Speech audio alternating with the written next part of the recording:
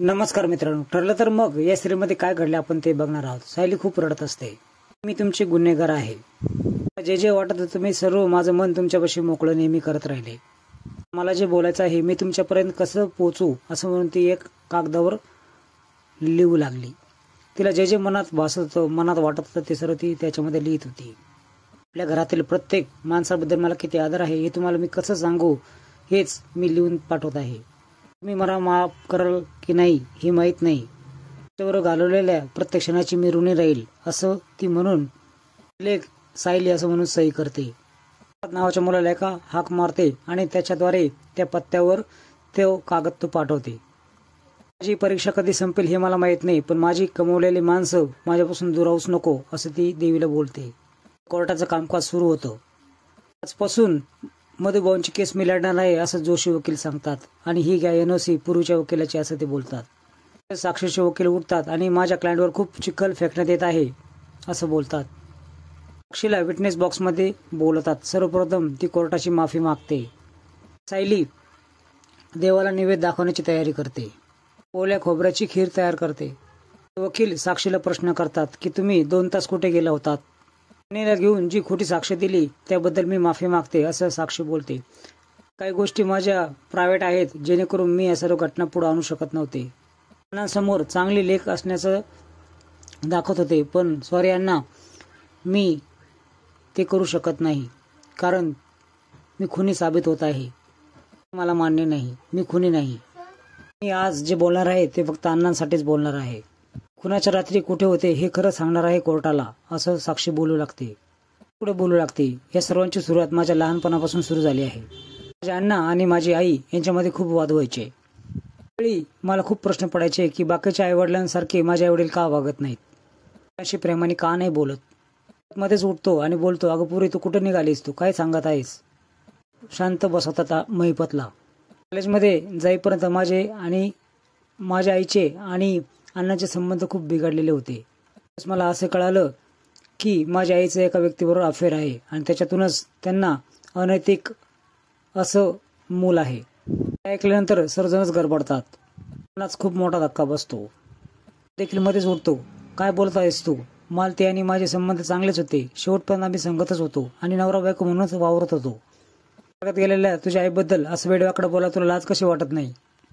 पुन्हा त्याला खाली बसवतात। हा ड्रामा पुढे सर्व चालूच होता।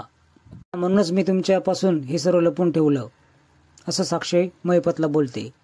त्याच्या मनात जे होतं तेच मी समोर येऊन बोलत आहे। तर भावाचं नाव होतं अथर्व विचारे। मध्येच राहत होता तो खापर ती मेलेल्या आईवर फोडू लागत होती। पुन्हा उठून बोलू लागतो की माझा जीव घेणार आहेस का तू? मला आधी का नाही बोलली? त्याचे जज पुन्हा त्याला खाली बसवतात। आईच्या आजारपणामध्ये तुम्ही सर्व भांडणं विसरून तिचा शेवट व्यवस्थित केलात, सेवा केली, तिच्या संग व्यवस्थित वागलात, मग मी तुम्हाला असं का सांगणार? तेच मी सर्व तुम्हाला सांगितलं असतं तर तुमची अवस्था मला पावली नसती असं साक्षी पुढे बोलू लागते। सर्व गोष्ट 4 सांगांमध्ये सांगण्यासारखी आहे का असं महिपत पुढे ड्रामा करू लागतो। पॉलिसी सर्व अर्जुनच्या लक्षात येत होती।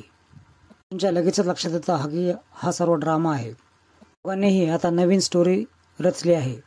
देखील बोलतो, स्वतः मेलेल्या आईच्या वापर ती स्वतःसाठी ती करून घेत आहे। विचारू लागतात की या सर्वांचा खुनाच्या रात्रीशी काय संबंध आहे? दिवशी खून झाला त्या रिसॉर्टवरती मी तिथेच होते, टिकत होतो, खूप खुश होतो आम्ही। पार्टीमध्ये असताना सिटी केअर हॉस्पिटलमधून मला फोन आला। मला सांगितलं की अथर्वचा ॲक्सिडेंट झाला आहे, तो खूप क्रिटिकल आहे। अण्णाला सांगताच मी तिथून निघून गेले। पर्यंत जाऊस्तोवर तो मेला होता। त्यांनी सांगितलं खूप इंटरनल ब्लिडिंग झाली त्याच्यामुळे तो गेला। दिवसापूर्वीच अथर्वचे बाबा देखील गेले होते। त्यांना जवळचं कोणीच नव्हतं म्हणून मला ते सर्व काम करावं लागलं। फॅमिली मेंबरपैकी फक्त मीच एकटी होते म्हणून अंत्यसंस्कार मलाच करावं लागले। तर का असताना त्याची मी बहीण होते। त्यांनी त्याची डेड बॉडी माझ्या हवाली केली। 2 तासामध्ये मी तिथे जाऊन अंत्यसंस्कार केले। त्यांना संशय येऊ नये म्हणून मी परत रिसॉर्टमध्ये आले। वाटलं इथं हा सर्व संपलं। योगायोगाने त्याच रात्री माझ्यावर खुनाचा आरोप झाला। जे मी घटना विसरून जाणार होते तीच घटना मला पुन्हा पुन्हा समोर आणत आहे। खूप चिडतो। चैतन्य त्याला शांत करतो। मी मात्र खुश असते, सर्व ड्रामाचा आनंद घेत असते। साक्षी, वा काय बात आहे असं ती बोलते। सायली देवाला नैवेद्य ठेवते। प्रार्थना करते, मधुभाऊंची लवकर सुटका कर असं बोलते. सुटकेसाठी मी आधी जो घाट घातलाय त्याच्यामुळे सर्वांना त्रास झाला आहे. त्याचे जोशी वकील उठतात. कोण हा अथर्व विचारे?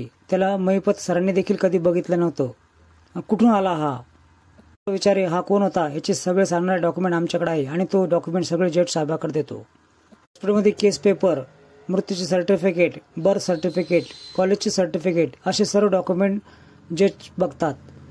बोलतात की अथर्व विचारे हा साक्षीचा सावत्र भाऊ होता. हे सिद्ध होतंय. सिद्ध होत नाही की साक्षी हॉस्पिटलमध्ये उपस्थित होतात.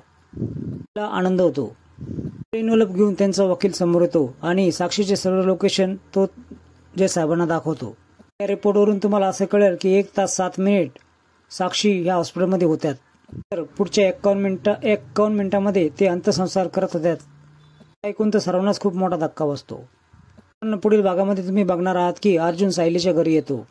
मधुभाऊ त्यांना बघून दार लावण्याचा प्रयत्न करतात, पण अर्जुन दार पुन्हा बाहेर लोटतो. तुम्ही माझा ऐका. सायलीवरती तुझी सावली देखील पडायला नको असं मधुभाऊ बोलतात. अर्जुन पुढे बोलू लागतो, एक दिवस तुम्ही स्वतः तिचा हात माझ्या हातात विश्वासाने देताल. परंतु तुम्ही मिसेस सायलींना तुम्ही व्यवस्थित ठेवा, तिच्यावर लक्ष द्या.